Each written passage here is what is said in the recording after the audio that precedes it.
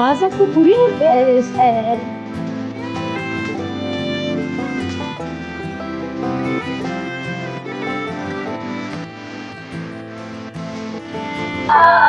Happy kalbi khairullah Noor Muhammad sallallahu la ilaha हम इंसान नहीं बनना है, आप सबको कोशिश करनी है आप लोग खास इंसान बने। इंशाल्लाह जब भी हमारी मुलाकात होगी मैं तो ये देखना चाहती हूँ कि माँ घर के जो बच्चे हैं माशाल्लाह ये ग्रो करें, अच्छे तरक्की करें इंशाल्लाह।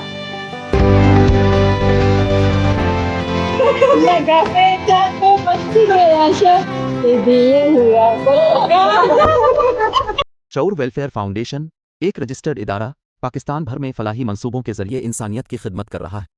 सदक़ात, ज़कात और अतियात के लिए डिस्क्रिप्शन में फॉर्म का लिंक मौजूद है। अतिया करें और खैर बांटें।